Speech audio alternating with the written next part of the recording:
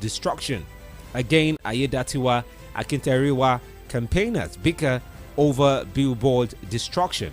And still on Nigerian Tribune, the presidency have been quoted saying Lagos-Calabar Coastal Highway, Atiku mixed up facts. That is the presidency responding to the statement credited to Atiku Abubakar that was across several newspaper platforms yesterday. And a development on the health sector on Nigerian Tribune, it says 16 die of Lassa fever in Benue. 300 level students dies in Kogi. And that's to talk about still the prevalence of Lassa fever in the country. And of course, what the NCDC is doing to ensure that we get to see a total eradication of this pandemic. And still on Nigerian Tribune, it says Lagos court orders remand of Emefiele in EFCC custody as trial begins April 11. Details of the headline on page 26. And on Ibadan, Kingmakers. It says Ibadan Kingmakers to meet Thursday for Olakule's nomination. The details is on page 26 of Nigerian Tribune for today. And away from Tribune, let's check out the headlines on Leadership newspaper for today. And on the Leadership, it says Better Edu, 30 billion recovered, 50 bank accounts under investigation, and that is according to the EFCC for today.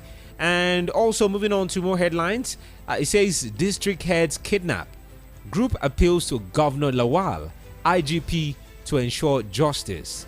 District heads kidnap, group appeals to Governor Lawal, IGP to ensure justice.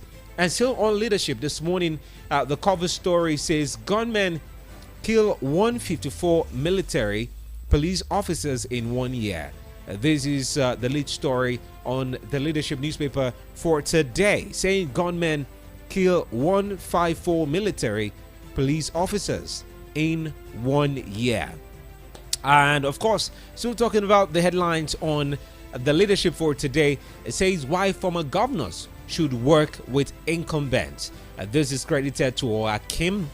And also on Leadership for today, ADC is telling Tinubu, stop corrupt palliative regime, support entrepreneurs. Stop corrupt palliative regime, support entrepreneurs. That is what ADC is telling Tinubu this morning on the headline. And still on the Leadership, NEC, 60 PDP lawmakers threaten to dump party. NEC, 60 PDP lawmakers threaten to dump party. And that's still on the internal wrangling of the PDP and a way for, how they would have to find their way out of the recent crisis they found themselves in. And finally on the headlines this morning, before we get straight to who said what, on the top story on the cable this morning, it talked about Better Edu and also still on customs. But let's check out the NNPC saying NNPC owes $3 billion. That is on the cable newspaper for today. One of the lead stories on the cable newspaper. Tinubu establishes National Health Fellows Program to track performance. That is the top story on the cable this morning. Edo Deputy Governor, what happened between Obaseki and Tribal? Not my business. And that's the drama in Edo State. And this particular statement is credited to the new Deputy Governor of Edo State, Omobayo Godwins. So these are the headlines right here on the Front Page Review. We go take a breather. When we come back, we get straight to who said what. Stay with us. This is still the Front Page Review on Voice of the People 96.1 FM. Don't move a muscle. Stay with us. You can take the boy out of radio, but you can't take the radio out of the boy, can you? Broadcasting in high definition. Voice of the People 96.1 FM. It's thrilling, controversial, heated, thought-provoking. Catch Rufai OSENI. Came here to misrepresent the facts today as regards subsidy removal. Kesire Aqua. Report was that $9 billion is lost yearly to illegal mining. And Simeon Sunday. If you know something of this nature is happening within your community, why didn't you raise an alarm? On the Frontpage Review, weekdays at 7:15 a.m. Now you have a voice. Hey, neighbor, come. This one where you wear spaghetti top, leggings and koi shoe. Where you dey go this morning? My brother, I dey rush go VOP. Make a caretaker help me advertise my business on top trading post. Make me sell follow blow. Correct, neighbor. If you get house, land, motor or property where you want sell sharp to raise money, use Japa or to complete that your special project, bring and come trading post. You dey sell restaurant, hotel, nightclub or beer parlor? You be mechanic, spare parts dealer, AC repairer, photo studio, school, church, importer or exporter? Bring and come trading post. Trading post na the ogbonge marketplace on top radio where people dey buy and people wey dey sell dem dey meet sharp. Trading post dey sell every Monday to Friday from 15 minutes past 8 o'clock in the morning kpomkwem on top Voice of the People 96.1 FM. To advertise your own business for small shikili money, make you call Oga Caretaker on top 0807 660 6162 or make you carry waka come with office wey dey for number 4 Ogbomosho Street, wey dey for Garki area 8 Abuja. No dey for water soap enter your ayo. Trading post, ya sharp marketplace on top radio. Happy Easter. This month of Easter, advertise with VOP 96.1 FM. Come on! Spend 100,000 naira on adverts and get 10 slots of jingles for free. So, call Sal on 0817 992 9729 for more information. Yeah! Happy Easter.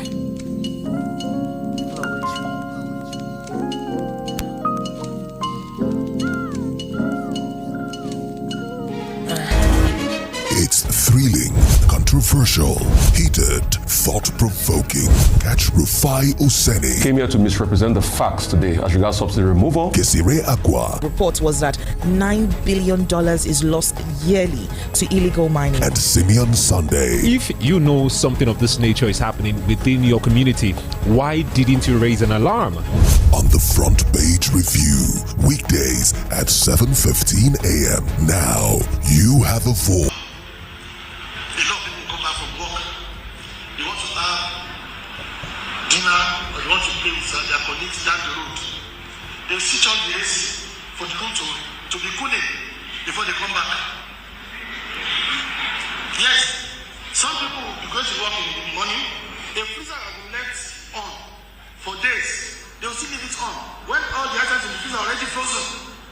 And 5, 6, 8 hours of their absence will not take it to the freeze. They will still leave it if you consume power. Just because we are not paying enough. We've all been overseas before. We know how conscious the power consumers are to consumption of electricity. We must get this stop. Okay, so you've heard the Minister of Power, Adebayo Adelabu, talking about Nigeria not having a consumer, should I call it power reservation strategy in Nigeria, that people usually turn on their AC, turn on their refrigerators, or turn on their freezers, even when the item in their freezer must have been very frozen. Here we don't have a power consumption management skill. We just use power because power is cheap and very affordable. The question is this why we've seen this increment, in the power tariff in Nigeria? But anyway, that's Adebayo Adelabu speaking.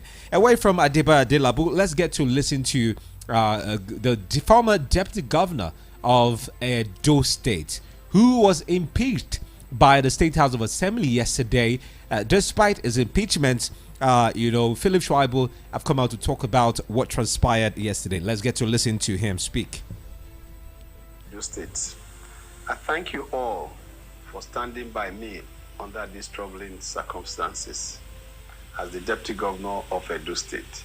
It is with heavy heart, yet a resolute spirit, that I come before you to address the recent events that have unfolded within our dear state. I denounce in strongest terms the illegal impeachment by the Edo State House of Assembly over Trump-up charges.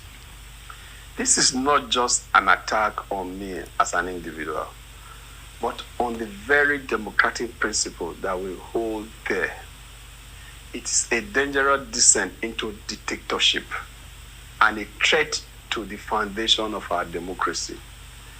Let it be clear that this impeachment was hushed because of my ambition to contest the Edo State 2024 governorship election under the People's Democratic Party, PDP, an ambition that is a legal right to all citizens of the Federal Republic of Nigeria. It's a sad reality that in our political landscape, ambition is met with resistance, and those in power seek to silence opposition through illegitimate means. I have dedicated my life to serving the good people of Edo State with integrity and honesty. I have worked tirelessly to improve the life of our citizens. I've upheld the values of democracy and justice, and yet, in return, I am faced with baseless accusations and a blatant disregard for due process and rule of law. The allegations brought against me are nothing more than a smokescreen to conceal the true motive behind this impeachment.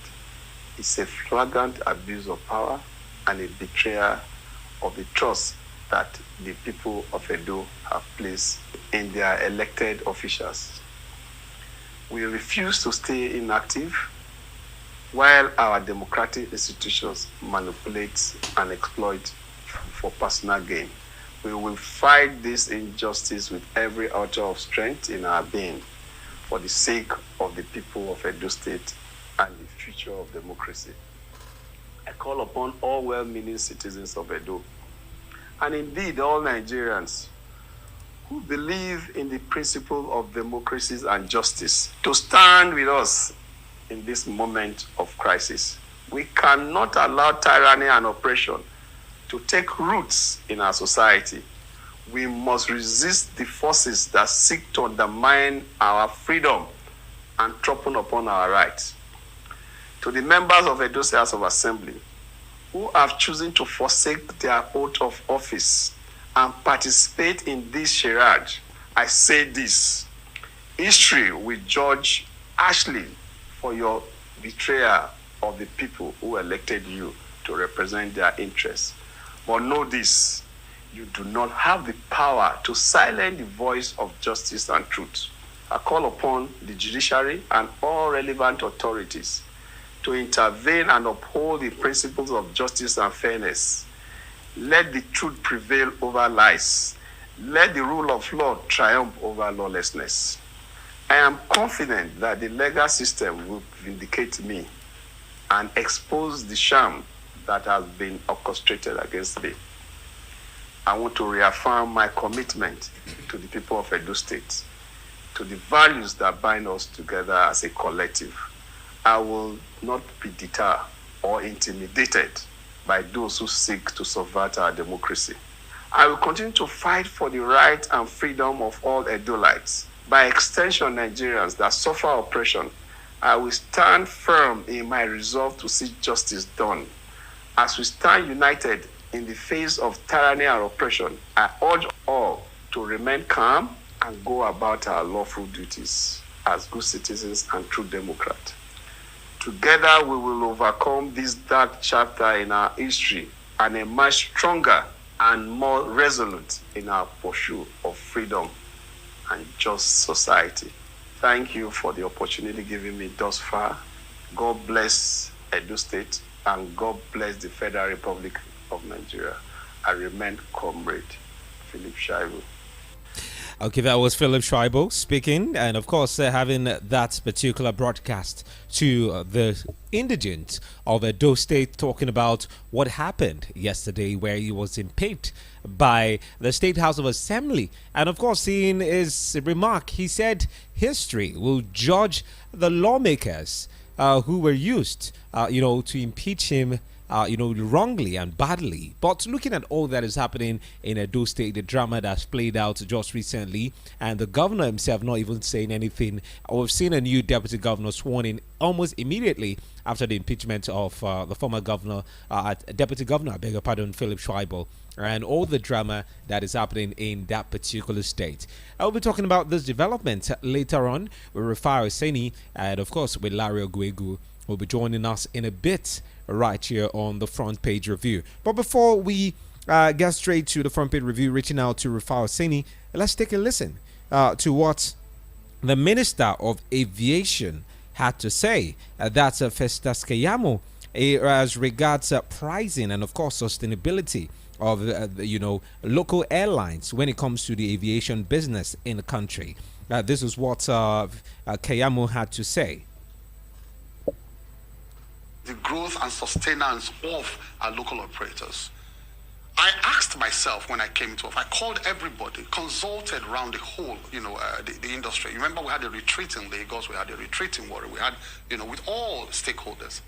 And I discovered that the reason why we cannot compete with international airlines is that we don't have access to aircrafts on the same terms as the big, airlines around the world, they have the same terms, because people don't know that the best airlines in the world, the biggest, call them Qatar, BA, Emirates, and all of them, KLM and all, they don't run their fleet, their 100% fleet, based on the actual purchase of the aircrafts. All the fleets you see, 80% of their fleets, in fact, recent studies show that 70% of the fleets across the world, across all airline companies around the world, are on leasehold. They're on dry leases around the world. For those who have bank facilities, they have access to loans on single digits. Our banks are doing 26%. And there's also, of course, a doubt whether our banks are big enough and not to finance those type of aircrafts, the big bodies, the wide bodies that fly international routes and all of that. So I now said, okay, fine. I called the industry people. So in order for you to survive, you must also have access to these aircrafts. I want you to follow these arguments. You have access to these aircrafts as much as all of these, airlines around the world. I say, I'll help you, because government's duty is not to actually give monies to people, but to create the enabling environment. Okay, so this is Festus Keyamo, the Minister of Aviation, speaking as to why, competition, why local airlines cannot favorably compete with, other airlines, international airlines. But looking at that, here is the current Minister of Aviation, and we hope that all these challenges he has talked about are something that he is resolute in ensuring that he addresses all of them. Okay, this is the Front Page Review, and that was Who Said What. Let's take a breather. We'll be right in a bit. News. Breaking news on VOP 96.1 FM. Sports. Business. The exchange rate will begin to move towards its purchasing power parity value. Health. Help the patient as much as you can. Politics. Everybody knew that I was just managing it. I withdraw that statement. Each day you open television, weekend. Let's be poor. Breathe. Security. We're making some arrests already, and we can assure Nigerians that we are on top of the game. And your voice. But immediately they have some more things, but the story will change. Talk of lights, talk of good road, talk of some other things. Bad roads. They should try and do something to it. The Morning Ride. Weekdays from 6 a.m. Voice of the People. You're welcome back. This is the Front Page Review on Voice of the People 96.1 FM, and we're being joined by Mr. Rufai OSENI this morning. Good morning to you. Morning, how's it going, guys? How are you? Going great. Happy holiday. Thank you. Happy holiday to you, my brother. Okay, let's get straight to the business of the day. Let's start with the drama in Edo State. We saw the impeachment of the Deputy Governor, Philip Shaibu, yesterday. And of course, we saw the video he put out across several media platforms and also his social media platforms criticizing this development. And he made a resounding statement saying history will judge, especially the legislators who were used, according to him, to impeach him wrongly and badly.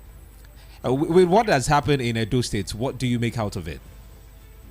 Truth is, we saw this happening. We saw this coming up because at some point we all knew that they didn't have a relationship any longer, and it was just a matter of time. And the governors too, yes, they have their own blame to take because they have this larger-than-life attitude.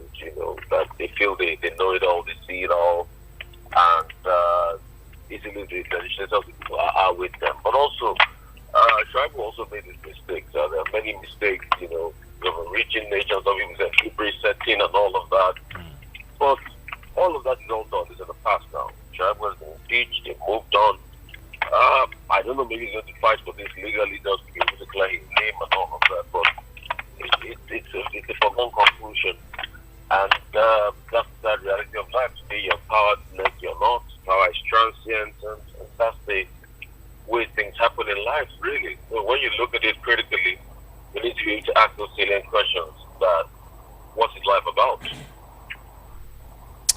But true, that being said, there have been this narrative flying around since the impeachment, especially even before the proceedings of impeachment was initiated on the floor of the House in the first place. There have been remarks by notable individuals in Edo State and even social commentators that the free hands, did I say Oshomela, I beg your pardon, of Godwin Obaseki gave to Shaibu, we've never seen that in Nigeria, where the deputy governor is being given a leeway, free hands to do what he wants to do with his office. Now, looking at people pushing this particular narrative is, yes, we know that they came on a joint ticket, but should the office of the vice president, the deputy governor itself, not have some form of power? Must all power come from the office of the governor, just like the narrative being pushed around? So I would have loved a case where the office of the deputy governor is voted for. I think like they do in America, the case of lieutenant governor, so that they are not just spare tires. But also, it's always been incumbent on the symbiotic relationship between the governor and the deputy governor. And I think that was what broke down in the case of Shaibu and his friend Obaseki, and former friend, I should say. But that's politics for you. Today, they are singing a sweet song together. Tomorrow, it's all over.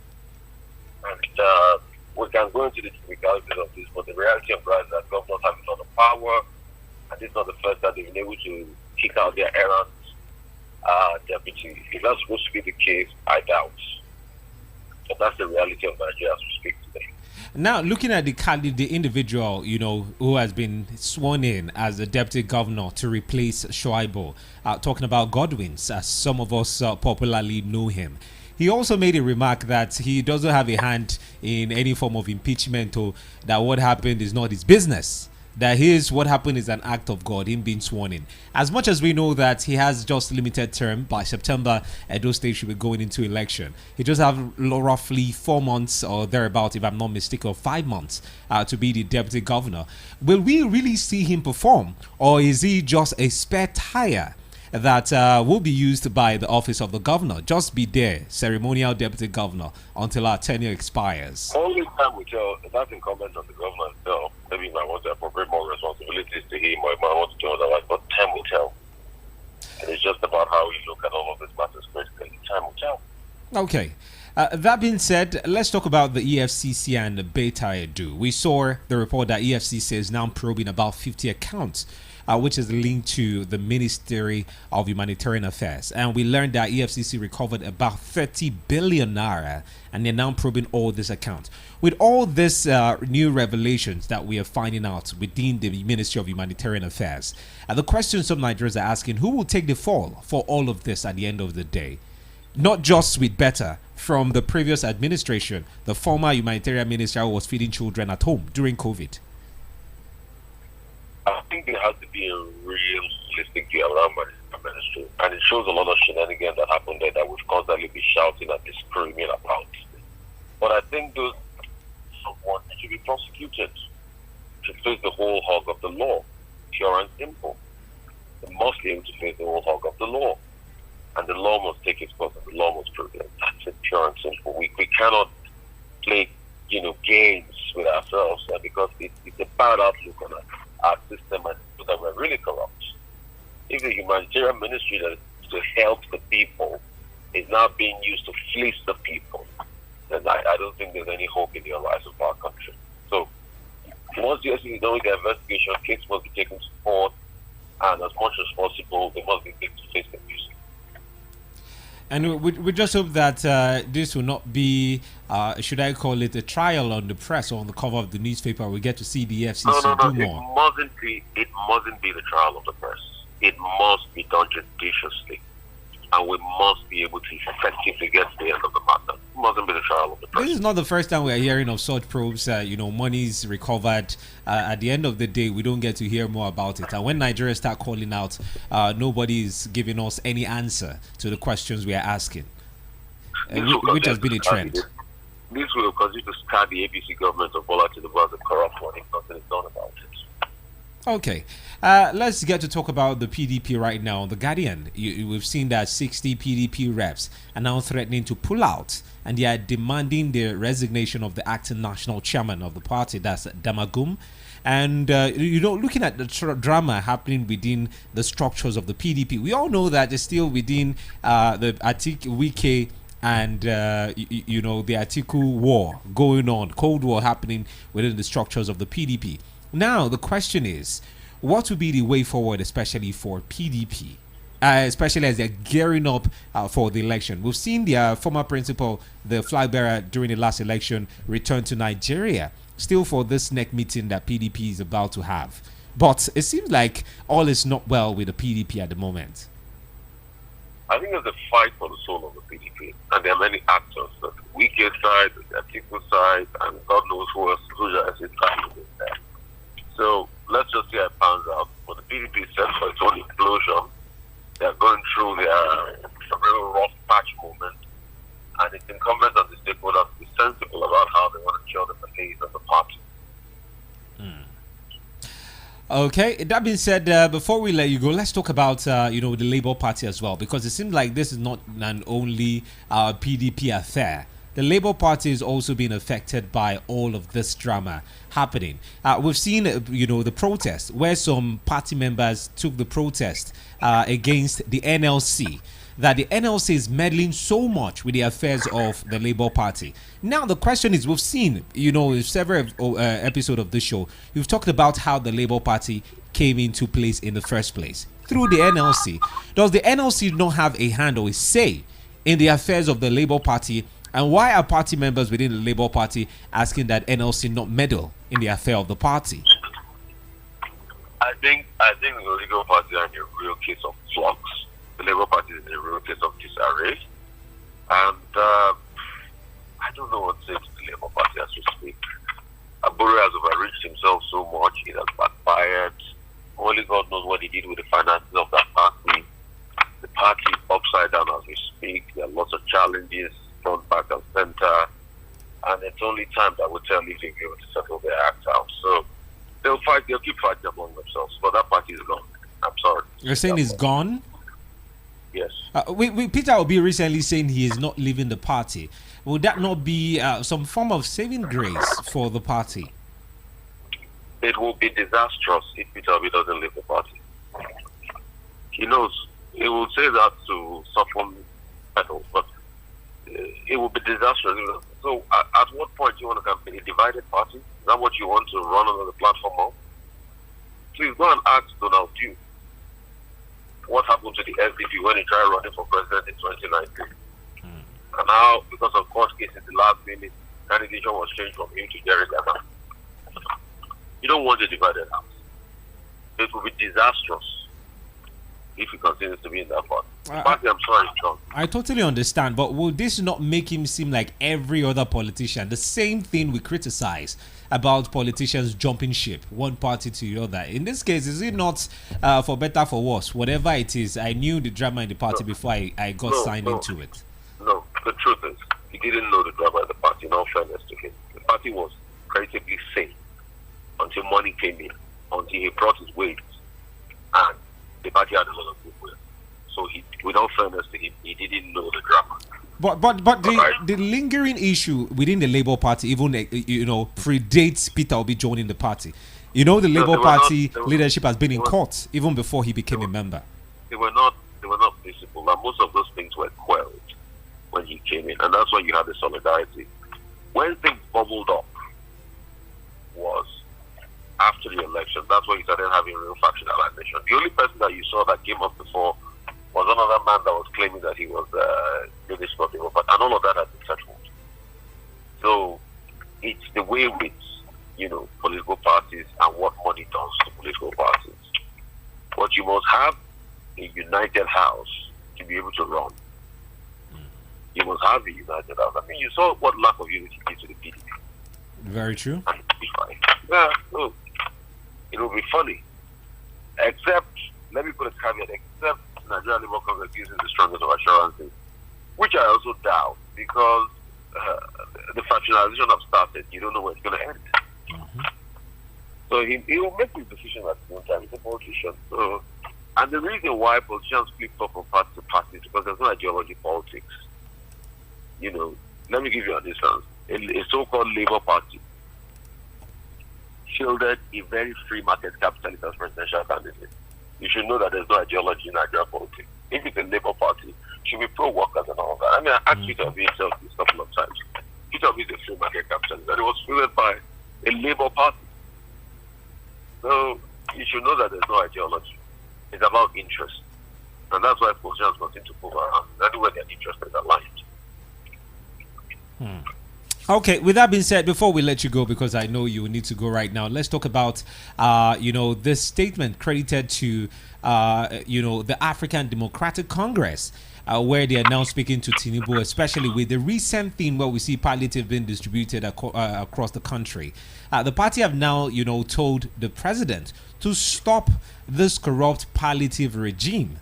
Rather than give palliative, they should support entrepreneurs. What's your take on that before you go, please? I think that's a good advice. I think while they stop, they should also review how it's going, so we can have a veritable mechanism at which to make it better. I think that should be the way forward, and that's what we should look at strongly. Okay. Thank you so much. Good morning. Thank you so much, Rufai, for joining us. Have a great morning. Thank you. Okay, that was Rufai OSENI joining us right here on the Front Page Review. Remember, you can join the conversation live. We are on YouTube, streaming live on the platform. Just go straight on YouTube and check out Voice of the People Abuja. Find us on YouTube. Subscribe to our page, like our content. You can also check out our archive on previous editions of the show. So you get to, check out some of the content we have put out there right there on YouTube. Voice of the People on YouTube. You can also call us or send us a message on WhatsApp via the number 0700 010 961 961 0700 010 961 961. Send us a message, call us up, react to any of the headlines you've listened to this morning. And remember, feel free to express yourself. But remember, let's be diplomatic with our comments. We'll go on a break. When we come back, we'll be moving the conversation forward by speaking with our in-house analyst, Larry Oguego, standing by. News. Breaking news on VOP 96.1 FM. Sports.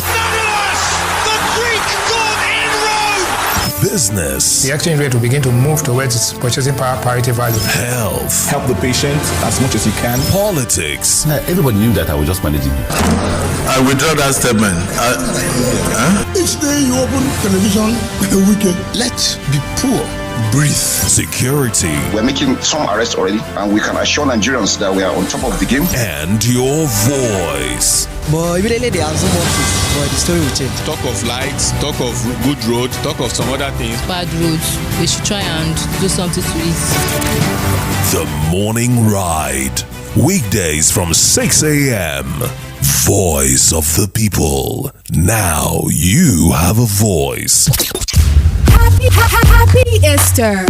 This month of Easter, advertise with VOP 96.1 FM. Come on! Spend 100,000 naira on adverts and get 10 slots of jingles for free. So, call Sal on 0817 992 9729 for more information. Yeah! Happy Easter! Hey, neighbor, come. This one where you wear spaghetti top, leggings and koi shoe. Where you they go this morning? My brother, I dey rush go VOP. Make Oga Caretaker help me advertise my business on top trading posts. Make me sell follow blow. Correct, neighbor. If you get house, land, motor or property where you want sell sharp to raise money use japa or to complete that your special project, bring and come trading post. You dey sell restaurant, hotel, nightclub or beer parlor? You be mechanic, spare parts dealer, AC repairer, photo studio, school, church, importer or exporter? Bring and come trading post. Trading post na the ogbonge marketplace on top radio where people they buy and people they sell them are they meet sharp.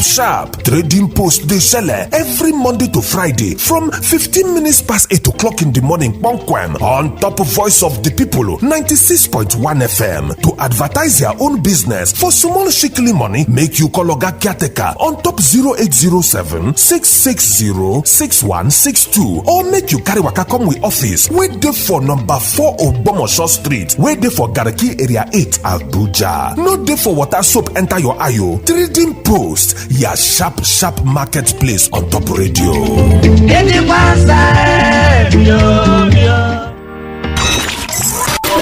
can take the boy out of radio, but you can't take the radio out of the boy, can you?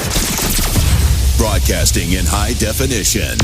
Voice of the People, 96.1 FM. It's thrilling, controversial, heated, thought-provoking. Catch Rufai OSENI. Came here to misrepresent the facts today as regards subsidy removal. Kesire Aqua. Report was that $9 billion is lost yearly to illegal mining. And Simeon Sunday. If you know something of this nature is happening within your community, why didn't you raise an alarm? On the Frontpage Review, weekdays at 7:15 a.m. Now, you have a voice. My name is Simeon Sunday, and we've been having an interesting conversation as regards some of the developments across several newspaper platforms. And in case you missed out, when we started, I'll just run through some of the headlines we touched on. And of course, we know that we'll still have that conversation with Larry Ogwegu as well, who will also be touching on some of the headlines we talked about with El-Rufai OSENI this morning. Welcome back to the show. And of course, talking about some of the headlines we discussed, we talked about the impeachment of the Edo State Deputy Governor, Philip Shaibu. And of course, we talked about the video he posted across a social media platform addressing his impeachment. And also on the headline this morning, we talked about the EFCC probing over 50 accounts linked to Humanitarian Affairs Ministry. And also the EFCC stating that so far, they have recovered 30 billion naira, and they are also probing about 50 accounts linked to the ministry as well. And still on the headline this morning, we had further conversation with El-Rufai OSENI. We talked about the crisis rocking the PDP and the Labour Party, where about 60 members of the House of State National Assembly in the PDP have threatened to defect from the party, except they sack or ask the acting national chairman Damagum to resign from the party. Now, looking at the drama with the Labour Party and also the PDP going on, you get to ask yourself, which party is free of any form of crisis or any of this drama plaguing them at the moment? But be it as it may, we'll be having a conversation with Larry Ogwegu as well in a bit, who'll be telling us what he thinks about this particular development in the news. And also, we talked about the statement credited to the ADC, that is the African Democratic Congress, who have now urged President Tinubu to immediately stop the corruption of the palliative regime and make support available to youth and women entrepreneurs, farmers, industrialists, to power the economy as well as provide jobs. The ADC added that this change in policy direction will give confidence to foreign and local investors. The chairman of the party, talking about Raf Oke Nwosu, stated this during a press conference at the instance of a stakeholders meeting involving the National Working Committee and Board of Trustee of ADP as well as strategic allies. We have Larry Ogwegu on the line. Good morning to you, Mr. Larry. Good morning. Great to have you on the show this morning. Happy holiday, even though you're not in Nigeria at the moment. Yeah, thank you very much. And I hope.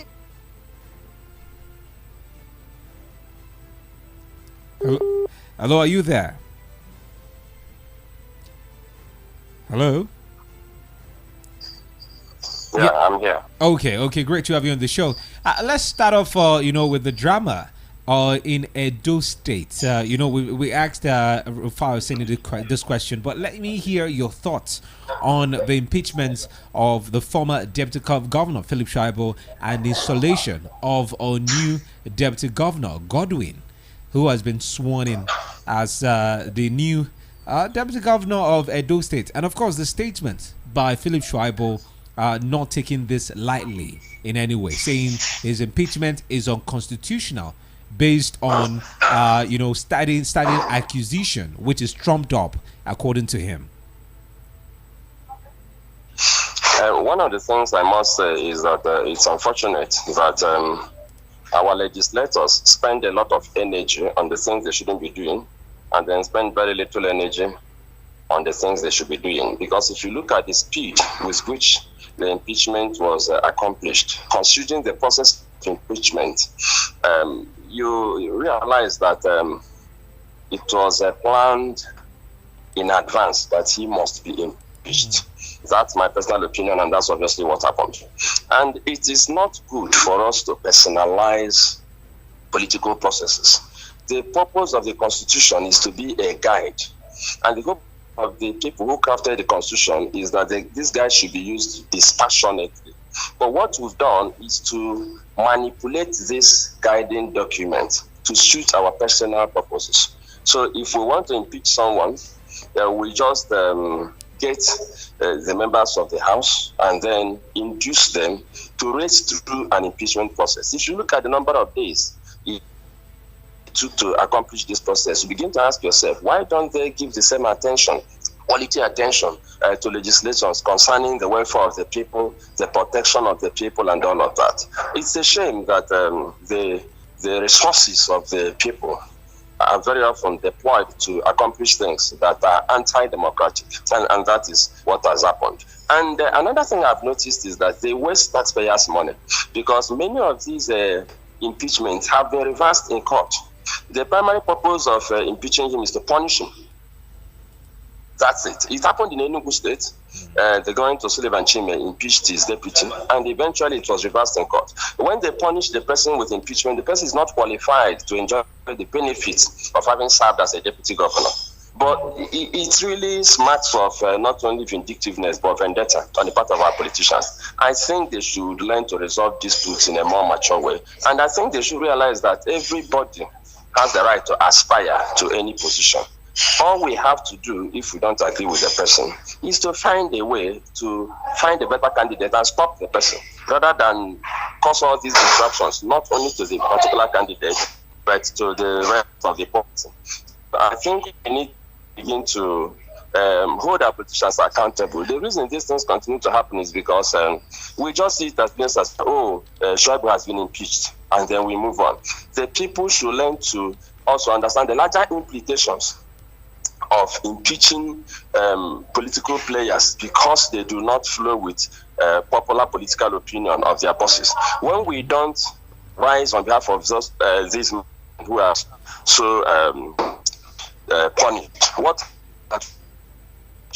of not only vindictiveness but godfatherism, we make these politicians feel like they are larger than life. I think we need to begin to talk about it, media, civil society, individuals, we need to begin to condemn it and punish politicians who behave like that. What I mean is, if a governor manipulates an impeachment, we should collectively punish the person, if nothing else, via the ballot box. When we have this kind of consciousness, they will stop this kind of behavior. But as long as we forget easily and move on, it will continue. I don't know Shuaibu personally. I don't have any business with him. But this is an impeachment too many. Impeachment shouldn't be used as a personal tool for vendetta, or when there's political disagreement, use it to punish the person. No, I don't think it's appropriate. We should all rise up against this thing. Mr. Larry, we've seen, because I've had to go through a couple of commentaries across platforms. I've seen, opinion editorials by some individuals on papers. I've seen, social commentators and political commentators drop their commentary on this issue on social media platforms. And I've seen different views of this, on this particular subject. But one that caught my attention as regard the feud is that some are saying, Shuaibu, in his own way, betrayed the trust of the governor himself. That he should work in tandem with his principal rather than having a fight with his principal. Are you of the same opinion as well? And does this even if you have a different opinion from your principal, does it warrant or get to the point where you're being impeached? I think we need to understand why Nigeria is not making progress with democracy. We are not emotionally mature to manage a democratic process. And that is the problem, because even the people who are supposedly educated in Nigeria lack emotional maturity. What do you mean by fighting his principle? We are in a democratic dispensation. The rules of the game have been laid out by the Constitution and the Electoral Act. There is personal loyalty, which Shuaibu exhibited tremendously. Shuaibu fought alongside this man when the weather was really hot, when the kitchen was hot. He stood in the kitchen with him, fought battles that I'm sure exposed him to getting several political enemies. Now, when Shuaibu decided to aspire to be governor, which is a personal decision, the man decided to punish him. Now, when people hold such opinion, and they have a right to hold it, with all due respect, I think they are not emotionally mature. They are not able to separate issues. What do I mean by that? There is the process of impeachment.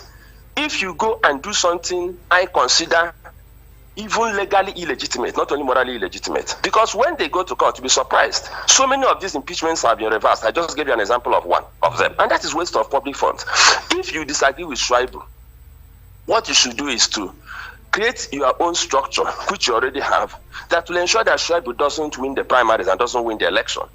Are you talking about people fighting their benefactors? Didn't his principal fight his own benefactor? Who didn't fight his benefactor in Nigeria? And I don't like the expression fight. It's not about disloyalty. It's about the fact that you want to aspire. And some people have done this so-called fighting, quote, and won. Umahi actually fought his benefactor and won the election against all odds. So people have a right to aspire. I don't like this issue of mixing up petty things with larger political issues. We should grow up. This is politics, and it's about the welfare of the people. This is how we miss out on people who can give us good governance. And then we elect small emperors who will want everybody to be loyal, even when they are doing what is wrong. Mr. Larry, looking at the concerns raised by Shuaibu in the video, I don't know if you saw the video he made, speaking to the people of Edo State. He said this whole drama started because he is aspiring to be the governor of the state. We all know that the governor of the state, Godwin Obaseki, has an anointed candidate in the person of Asue Ighodalo. They call him AI. And I think Asue Ighodalo is the president or the chairman of the Edo State National Economic Council or so, or thereabout. And we heard the report that the former office that Shuaibu used to occupy was the office now given to Asue Ighodalo for the Economic Council of Edo State. Some say this was a way of the governor asserting his place that this is my candidate and I'm not in support of your candidacy. But this is a democracy. As much as even people in Edo State have said it's about time for the Isha South or Isha East or thereabouts to be the governor of the state. But this is not a democracy where anyone can aspire. It now is now left to the electorate to vote in who they want or who they do not want. You know what you said now just even emphasized what I said earlier. This fight got so petty that the governor evicted the deputy governor from his office. I was so upset when this happened. I didn't like it, not because I have a personal relationship with Shuaibu or that I don't like his governor.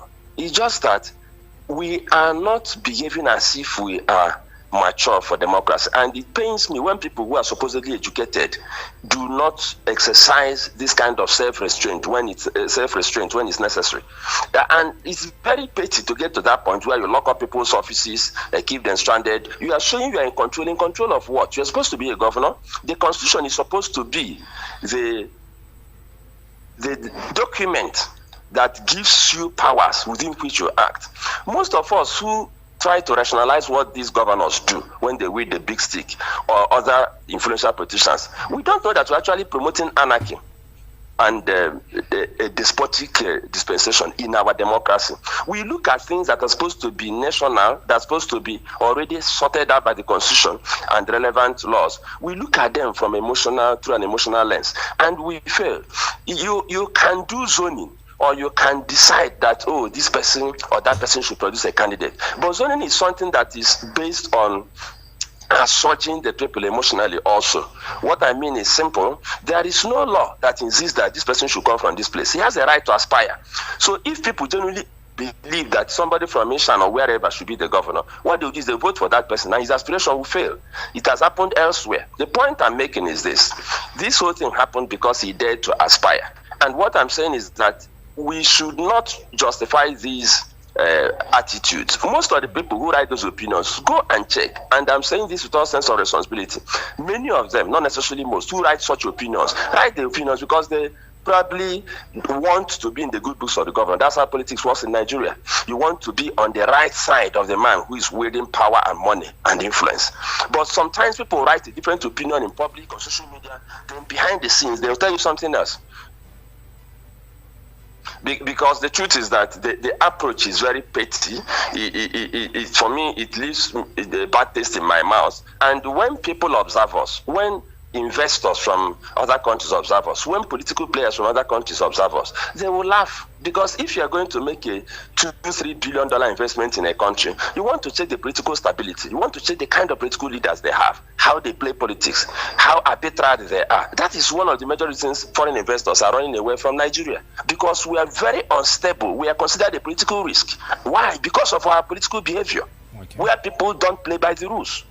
That is part of the problem. And these guys are running around. The governor of Edo State, they did one massive investment summit. After doing all that and wasting money, as far as I'm concerned, you go and take actions that will discourage people from investing. Why should we behave like that? And then people are rationalizing it on the basis of, that he bit the fingers that fed him. Didn't he bite the finger that also fed him?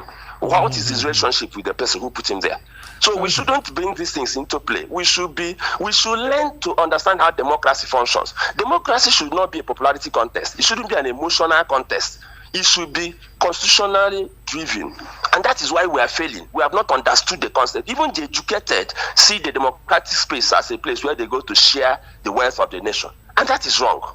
Okay. I'm not joking. You see, unless we don't understand these principles, we'll just be going around in circles until we pass out. We need to separate our personal emotions from the democratic provisions in our constitution. Democracy stands on one of the legs that is called the rule of law. The rule of law means that the law is binding on everybody, which means that the law should guide how we behave. It's not our emotions or whether you bit a finger or you didn't bite a leg. No, those things are secondary. What is most important is, what does the law say about these things? When we get that answer right and stick with the rule of law, things will work for our good. Look at South Africa, where presidents are sent to jail. Look at the United States, where a former president is standing trial. Can such a thing happen in Nigeria? Can you even try the nephew of a president in Nigeria? It doesn't happen. And that's why we are not serious about democracy. We are not making progress. We are pretending to be a democratic nation. We need to stop these men who think that they have the power to anoint and appoint. This is not a theocracy. You don't anoint people into office in a democracy. You allow everybody to aspire, then the electorate chooses who they want to lead them. That's how it works. Okay.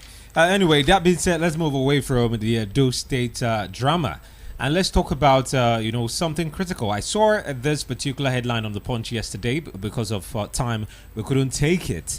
But we've seen an update on that particular story. So I'll just put all of them together and allow you to address it.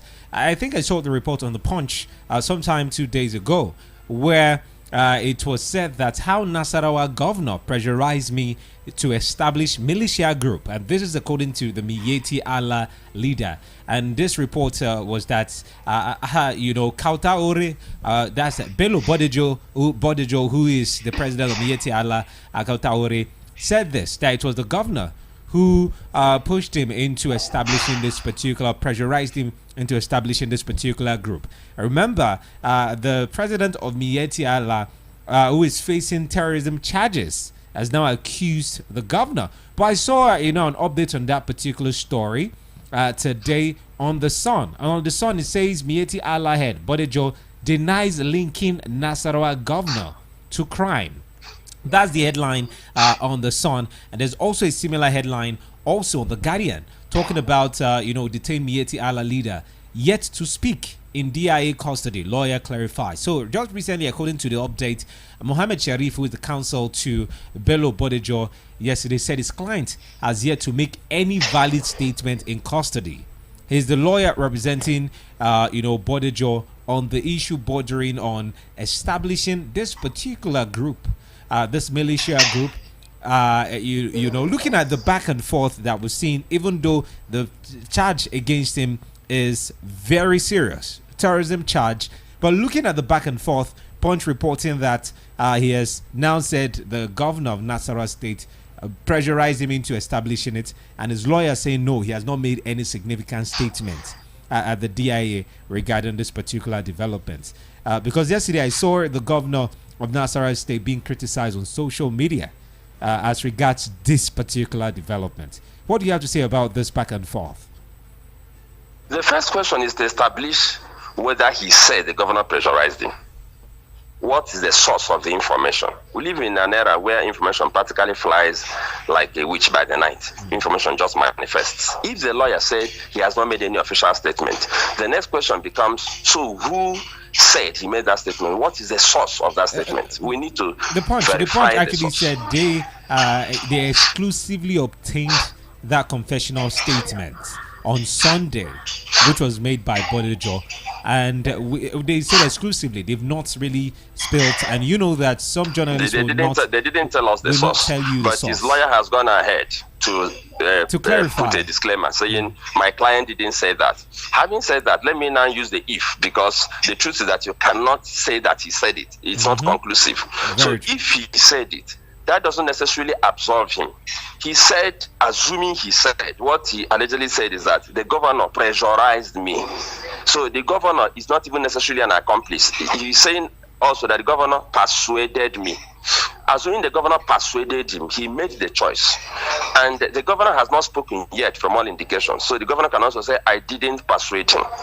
I think it's important that when this statement is owned by the suspect, then maybe the governor will respond, and then we will find out, first of all, did he even persuade him?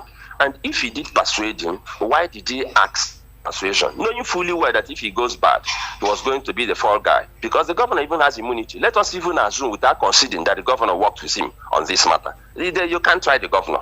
So I tell people, if you are discussing something that is controversial or outrightly against the law, be careful. If a big man, like we say in Nigeria, tells you to do something, be careful, because when the thing explodes, you will find out that this big man may walk away and you are left holding the bag.